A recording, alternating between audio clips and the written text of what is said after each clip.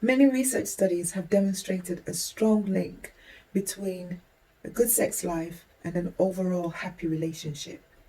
Another study also found that good sex can offset the negative effects of communication problems in relationships. So today we're going to look at ways to improve your sex life in your relationship so that you can grow closer and more loving and can have a happy relationship overall. So if you want to find out more, stick around.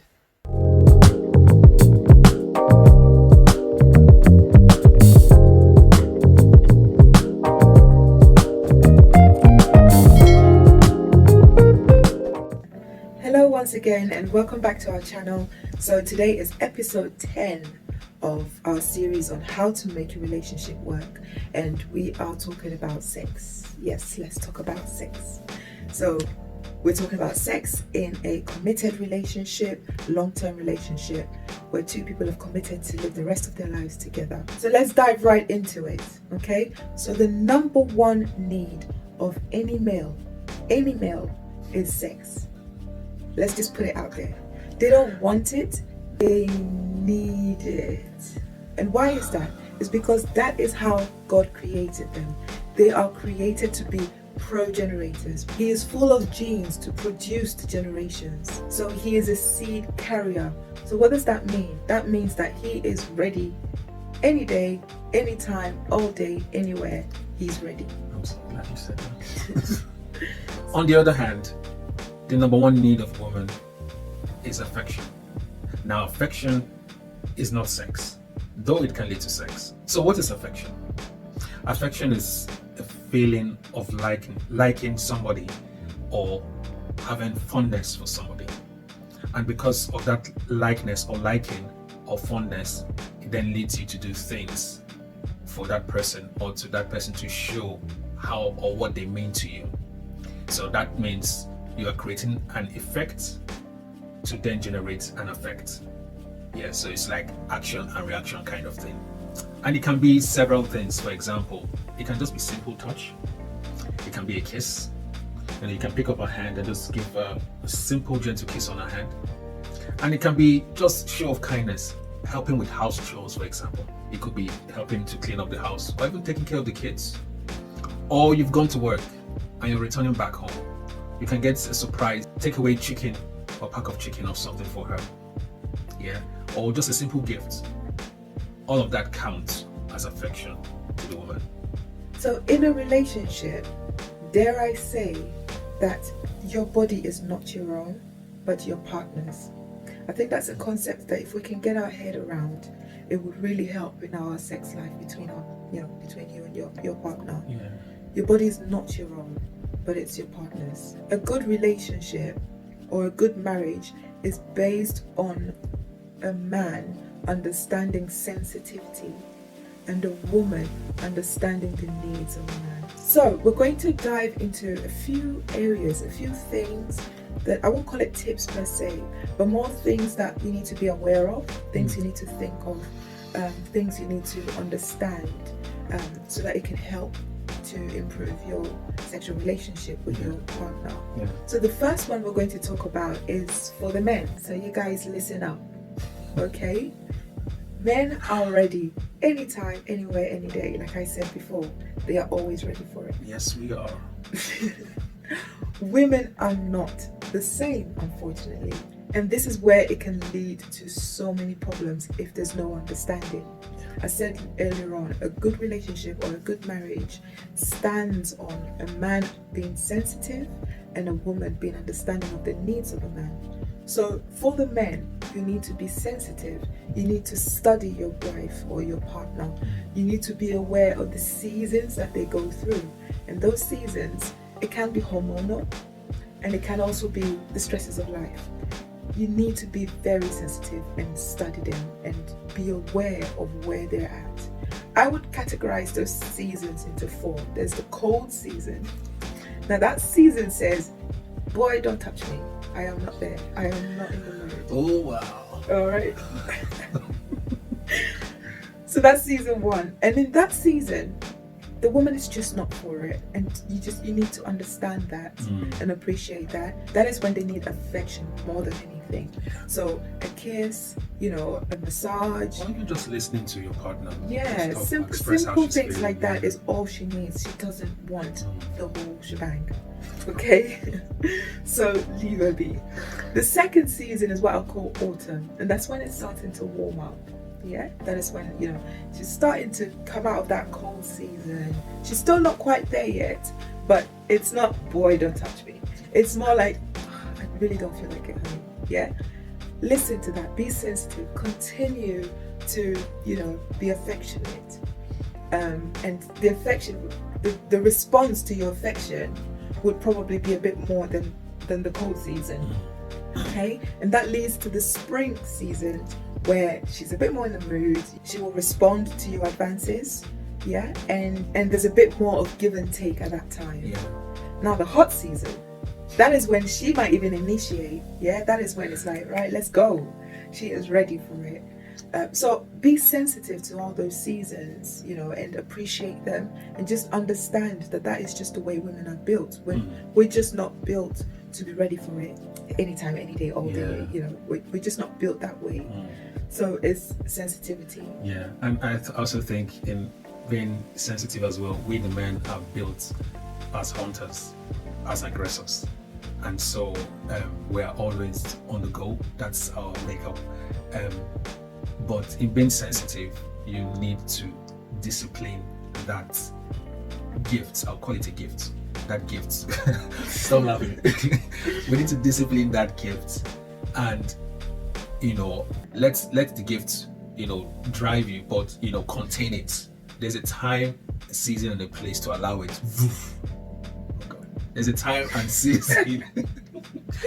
There's a time, a season, and a place to allow it blossom. Yeah, but until then, keep it contained, because if you don't, you might not get the results you're hoping for. Point number 2. It's normal for people not to feel like having sex sometimes. I know, and this is caused by a number of factors. And because of these factors, the need for sex or the desire to have sex comes in phases. And this should be managed. Now, some of these factors that impact the need for sex or the desire for sex include lack of sleep, hormonal changes, the impact or the effect of medication, even hunger sometimes. It could be also linked to stress at work, stress in marriage or in a family home. It could be financial as well, body image, mental health challenges, and so on and so forth. But the key to this is this: life is complex. Life brings several things. But the thing is, if we're able to manage these factors like I mentioned, then it will increase your sex drive and libido as well. You know, ensure that you are able to sleep, manage your schedule. You know, there are key things that key adjustments you can make to your life that will help improve your sex drive and libido as well. Whenever you feel like you don't want to have sex, it's not something to judge yourself or your partner over. So point number 3 is communication. Okay, we need to learn to talk about sex. Don't let it be too serious. Be open about sex. Learn to be comfortable to talk about it, and don't be judgmental about your partner's views or needs or desires about sex. Only you know what's on your mind. So until you express it, until you actually tell your partner about it, they're not going to know, and they'll be left guessing what you want, what you need, what you like, or what you don't like. So it's very important to open up and talk about it. Equally as important in communication is listening. And when you listen to your partner share their views and what matters to them with regards to sex, it creates trust. It promotes an open atmosphere where both of you can share how you feel about it, what you need, what you don't need, what you like and what you don't like. And so listening attentively really pays off to creating a positive, non-judgmental atmosphere. So generally, talking about sex together can do wonders to your relationship. You get the sense that you're both in it together to make the relationship work. Yeah. You can get into that relaxed state where you're so comfortable talking about it that you can even have your own sort of secret phrases or secret words that only the two of you understand when you say it. Yeah. So like, you know, you could be wherever you are, your partner can say something that no one else around you understands, but you know exactly what he means. I know I do. All right, point number 4 is to do with our cultural views. Our earliest sexual perspective, is shaped by societal norms and the family background from which or in which we have grown up. These two things are key to developing how we view sex from a very early age. If, for example, you're raised in a place where people, for religious or cultural reasons, feel that sex is bad or should be feared, then you will grow up feeling the same way about sex. Early fears of sexuality remain with us until we're adults, and this can be very difficult to shake off. So as a couple, you need to be aware of the background of your partner, just so that you can understand what their belief system is and what they have grown up with. And with this knowledge, both of you can work together to shape and create a new culture, a new tradition for your family and for your relationship, going forward. And understanding brings compassion. If you understand where your partner's coming from, then you are a bit more patient. You're a bit more patient, and you allow them to grow into the kind of person that you want them to be in terms of your sexual relationship. So it's very important to know your partner's cultural background, what you grew up around, because that will inform you, and then you can work together like Paula said. So point number 5 is to be aware that people have different sex drives. Some people have what we call spontaneous drive, where out of the blue they might find that they're in the mood to have sex. Other people have what we call the responsive desire, and that is when they are in the mood to have sex, when they've been physically aroused. So your partner comes onto you in a sexual manner, then you're aroused. Whereas, like I said, other people on their own without any physical arousal, they're just in the mood. Ignites. So it's just understanding your partner and understanding what type of desire they have. And I think you'll typically find that women are more responsive, whereas men are spontaneous, because that leads to the first point we made, which is men need sex. Women don't need sex, we need affection. So naturally you will find that women are more responsive and men are more spontaneous. But it could be the other way around, don't get me wrong. The point is to understand what type of desire your partner has, and that will inform you on how you can improve your sex life together.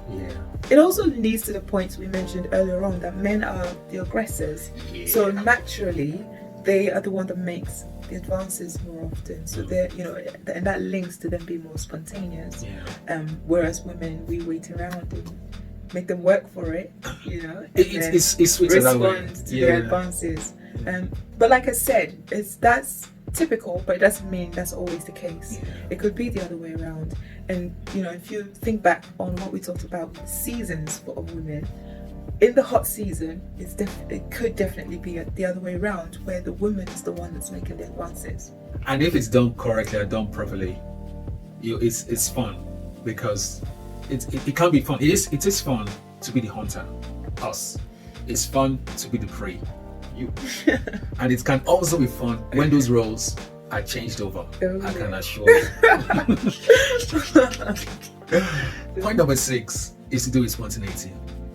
And what this means is to just go with the flow. We normally think or feel sex should be in the bedroom, for example. So then you can switch things up. Other things you can do is to have it in different places in your house, within your house. Also, you could spice things up further. For example, if you're at work, you're on your break time, you can hurry off home, have a quickie, and then return back to work.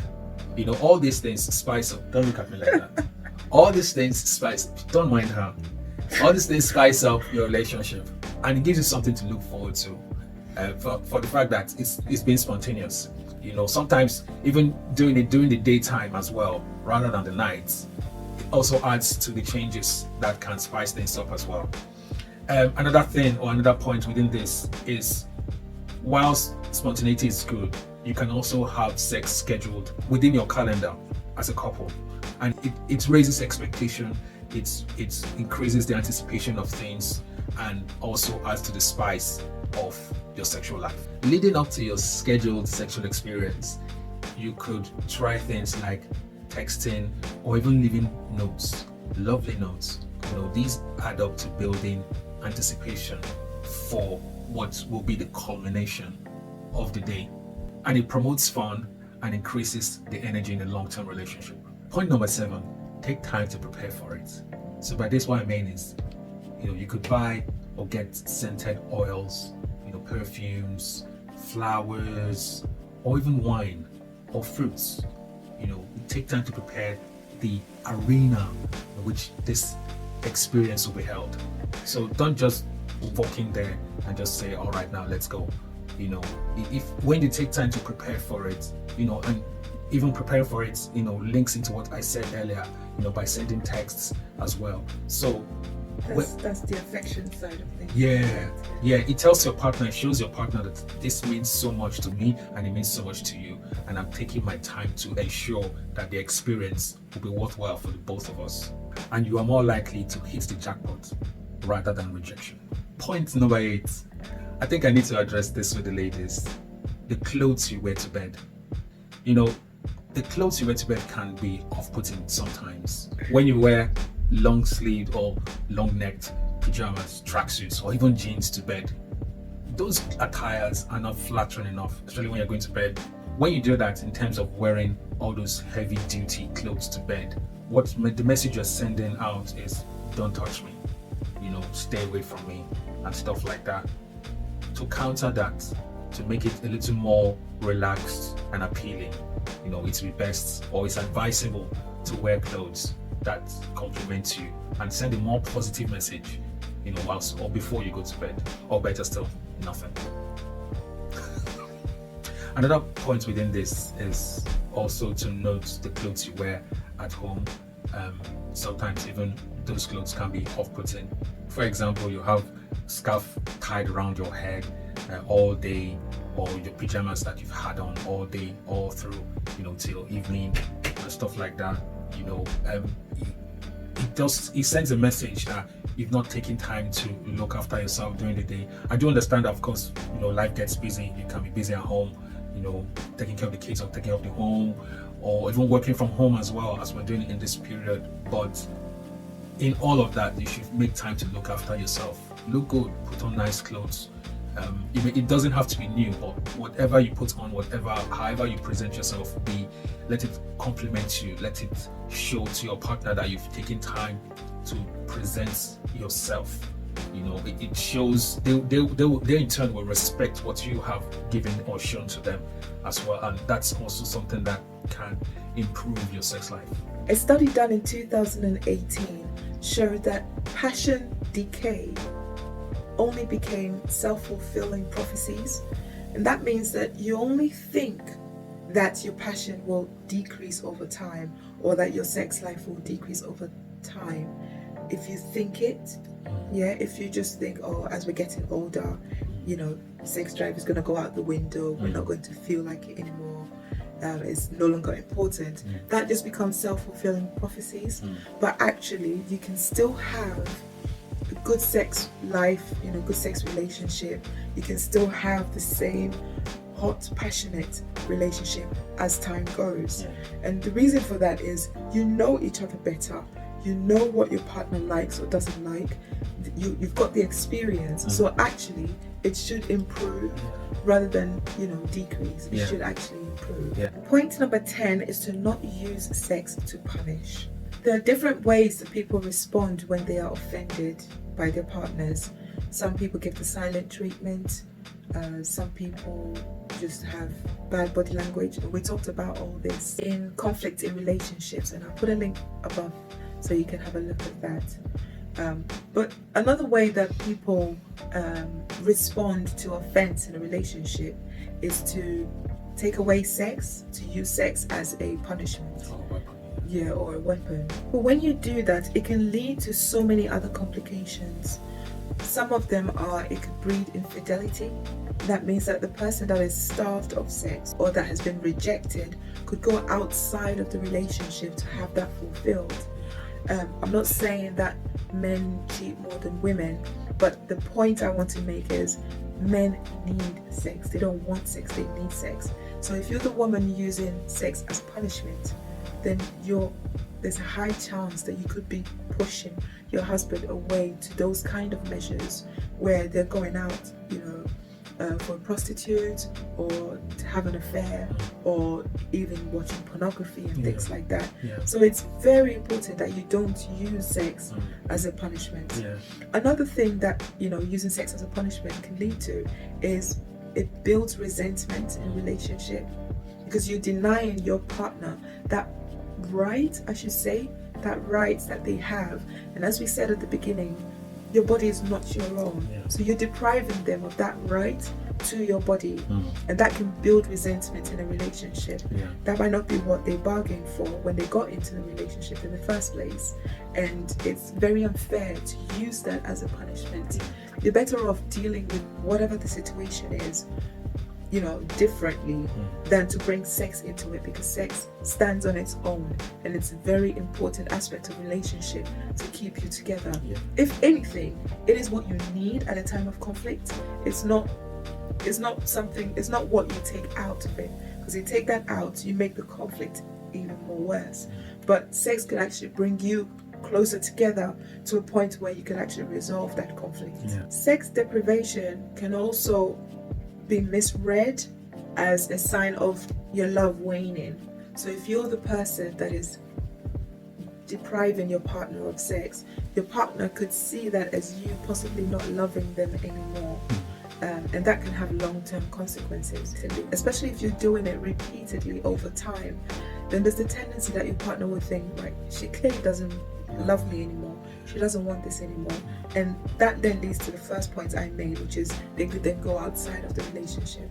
And with regards to going outside of the relationship, for the men, for example, if that is you, that does not give you an excuse to go outside and look for ways of meeting that need.